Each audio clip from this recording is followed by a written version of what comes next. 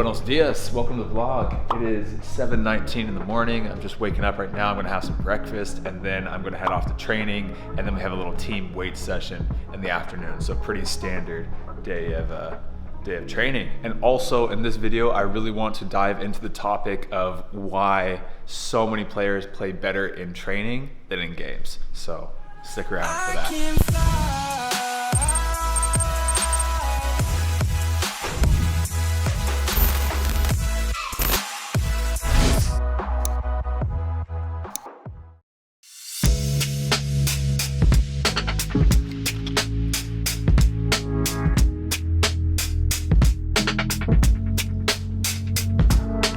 Here's breakfast. We have an orange, some blackberries, some raspberries, 3 eggs with spinach and mushrooms with some Cholula sauce, and then a little latte right here. Let's see what the coffee are. I'm seeing a crab.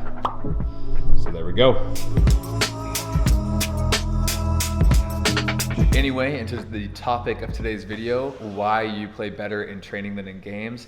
I've talked to a ton of players about this, all the way down from the youth level up to the professional level, and I think that majority of players would agree that they play better typically in their training sessions, their team training sessions, their small group sessions, or even individual sessions than in a full game. I've talked to some players that don't think that at all and think they play the same no matter the circumstances at all. I think that's great. But yeah, I do think majority of the players would agree with this. And I think the reason for this can all kind of boil down to pressure or a lack of pressure. I think the right amount of pressure handled the right way is what leads to your best performances. It motivates you, it pushes you, it's helpful. But I think too much pressure, or even your perception of the pressure or how you handle the pressure, can lead to much worse performances. For an example of this, if you are at the field by yourself, or you're with your couple of your closest friends and you're doing a small group training session and there's zero pressure at all, you can kind of just turn off your brain, play instinctually, shoot, not think about it, not worry about anything, and kind of play your best football, to be honest. That's where you kind of get the most fluid actions on the ball, at least in my experience. That's what I've seen. But now if you kind of flip the script and you're thinking about a high pressure game, where your coach is watching, your teammates are watching, maybe a few fans in the stands or whatever, and you're not playing your best football, it's typically because your mind isn't just shut off and you're playing instinctually.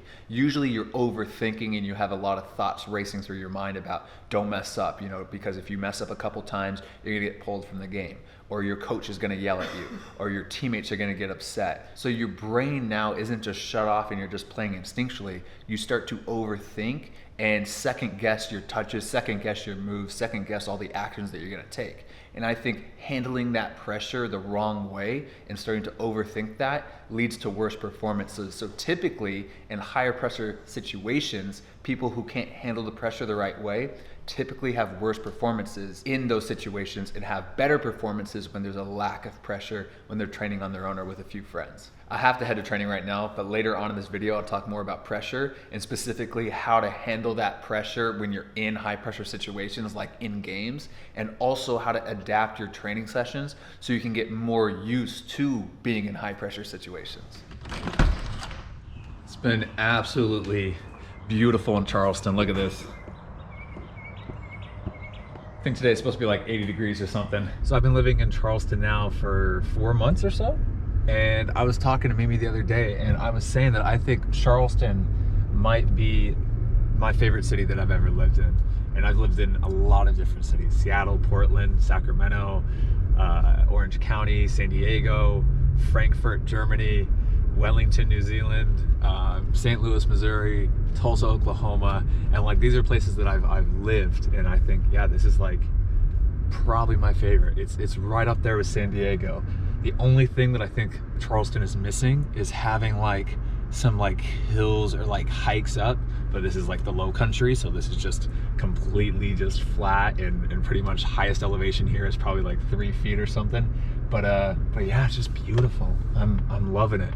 I might change that though after I go through summer with the heat and humidity. But as of now, it's been amazing.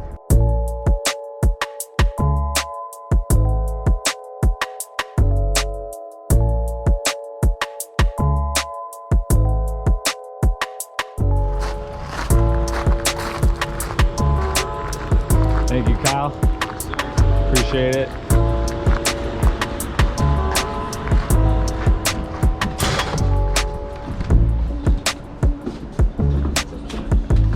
What's up, Shaq? How you doing? Maddie. Kaden, here's your chance in the vlog. Amazing video. What's up, Preston? How you doing? What's up, Kyle? How you doing? Good, bro, good.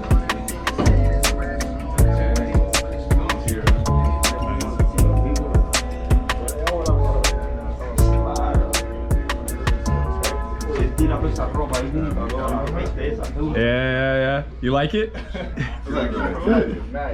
What's up, boys? Hey. Hey. Sheldon, hola amigo. In English. Hello my friend. How are you? Good.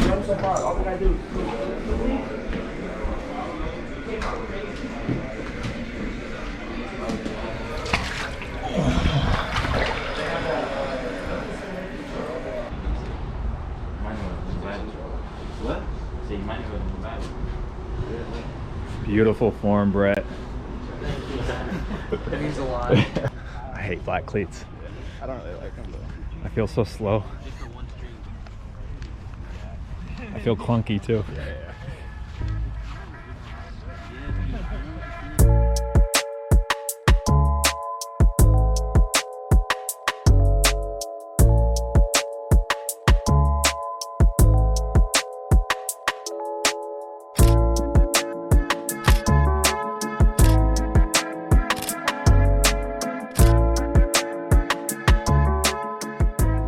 We got lemon pepper and rotisserie. Oh, there's an ass in there. I get in there.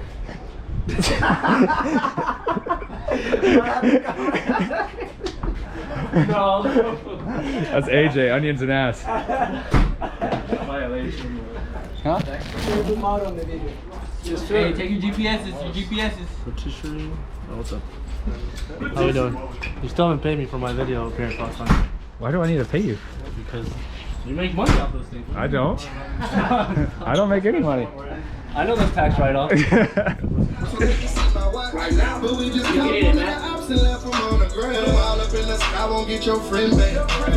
Hey, no gang signs.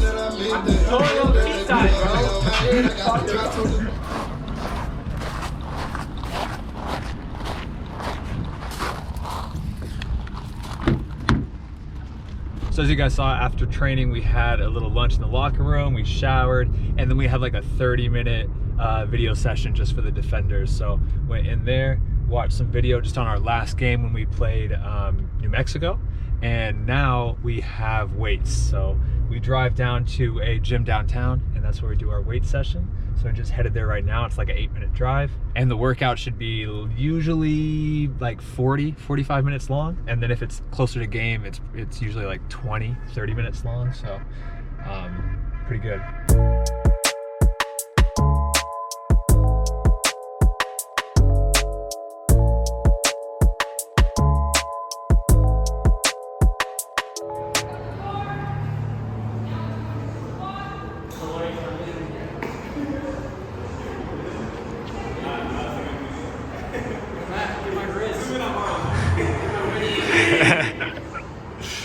Just finished the gym session and heading back home right now.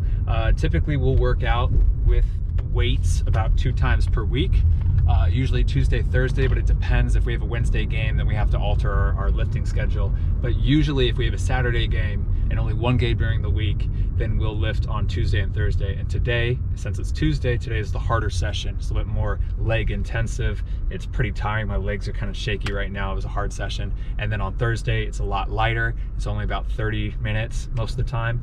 A little bit more upper body. And then it's just overall a little bit less reps, a little bit less weight, just so that you're not going to be super sore for the game.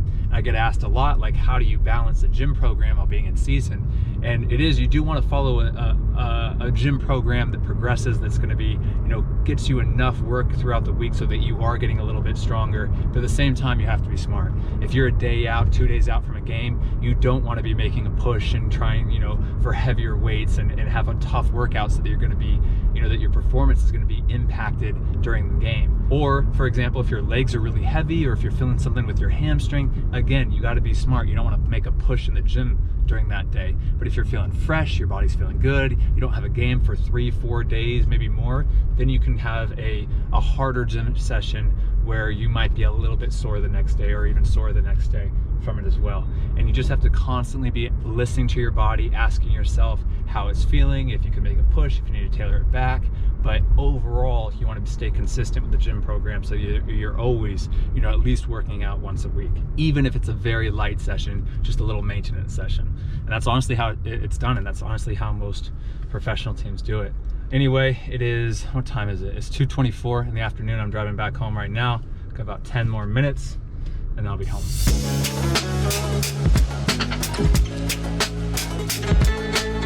As soon as I got back in the door, Mimi was like, we got to clean the entire house. So spent about an hour cleaning the bathrooms, vacuuming, taking out the trash, picking up leaves.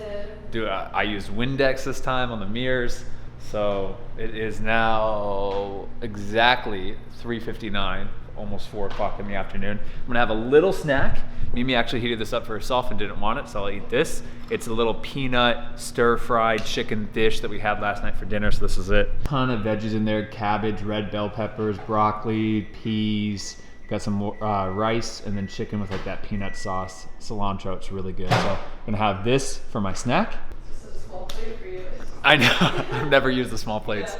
And then I'm gonna get my hair cut. Mimi's gonna cut my hair because it is very long right now. And then later on today, my parents are actually coming into town. But after I have this snack, I'll talk and finish up this speech, this topic of having your best performances in training versus in games. I'm just waiting on Mimi. She's having a little snack and she's gonna come out and cut my hair. But in the meantime, I'll talk about the topic of this video. And again, that's why you tend to play better in training or your individual sessions versus games. Like I said, it all kind of boils down to pressure or a lack of pressure. And typically that pressure tends to make players overthink, and they tend to hesitate then or be timid with their actions, and that usually leads to worse performances. So how can you change that? How can you make your games better than your trainings? And honestly, I think there's different people, and for me, I know I'm more of an overthinker. I kind of get in my own head sometimes, especially on the field, and I've kind of found that no matter what, like when I don't have that pressure, I just can play free in my own training sessions or small group sessions in off season, it's always gonna be better. And my goal then is just to make the games in those high pressure situations, to make those as close as I can to my training sessions. And how to do that, what I found is one, really working mentally and kind of catching myself when I am overthinking, or when I'm not just playing instinctually, or I'm having some doubt in my head. I try to just catch that and be conscious of that and kind of notice that I'm doing that, and try to remember that the best times I've ever had on the field in my professional career, in my collegiate career, whenever, is when I'm just playing free and playing instinctually. And so there's no quick fix. I mean, you're not gonna be able to just go on the field and just immediately just flip a switch, never think or overthink again, not care about the pressure, not care about your teammates or coaches getting mad or messing up. But I think it's good to just be conscious of your thoughts and just notice when you start to overthink it. And I think the best thing you can do is just kind of be like, no, you know what, I'm doing that, just play, clear your mind, just play. And if you keep on telling yourself that, you get better at shutting out those negative thoughts. But it takes a long time. I mean, I felt like it took me years at the professional level until I could really just clear my head and play instinctually. And honestly, even now, I still have moments where I catch myself overthinking my play, and I have to continually remind myself, just play, clear your head, play instinctually, play aggressive, and just go for it. Now, as a short-term solution, something you can do right now, and something that's really helped me, is I make my own training sessions, my individual sessions or my small group off-season sessions, whatever. I try to make those high-pressure situations. And you're never gonna 100% be able to replicate a full game, especially at the professional level, but you can increase the pressure in everything you do. Throughout the entire rondo, we're counting points. If you get 20 passes on you, you get megged, you get a point. First 1 to 10 points loses. So everything you do has a consequence. We don't go as far as like punishments or anything. Maybe we'll flick the ear or slap the neck, but every single game we do, from the passing patterns to the rondos to the 1v1s, we're keeping track of scores and we're saying who's the winner and who's the loser. So that just creates a little bit more pressure in everything you do, because nobody wants to go out there and be the loser. And honestly, I think even videotaping and putting it on YouTube kind of creates a more high pressure situation because no guy wants to come out to a training session and be the guy who's losing the rondos, losing the 1v1s, getting megged. Everybody wants to win. So honestly, I think kind of like filming, put it on YouTube, and then for me, counting all the scores, finding out who the winner and loser in every single thing we do, that creates that high pressure situation and gets you used to performing in those types of environments. And I think that translates to then performing in a high pressure situation in team training or a trial or your games. And those honestly are the two solutions that I've found. Again, they're not quick fixes, but over the long term, I really do think they help. Mimi just finished up with the haircut. Hopefully it looks decent. I haven't really checked out the back yet, but you know, whatever. Mimi's been cutting my hair pretty much since the start of the pandemic, and she's gotten a lot better, to be honest. So now I don't even have to go and, huh? Mimi says she was always good. Let's just say she's improved a lot over the last year or so. But it's been great because I don't have to spend a whole bunch of money getting my hair done, and I'm cheap. Anyway, my parents are actually on their way here right now. They flew into the airport. They got a rental car, so they're coming down. And so this evening, I'm just gonna be hanging out with them, hanging out with Mimi, just having some family time and everything. So I'm gonna end the vlog right here. If you guys enjoyed the video, please hit the thumbs up button, subscribe, and I'll see you guys in the next one. All right, guys, peace.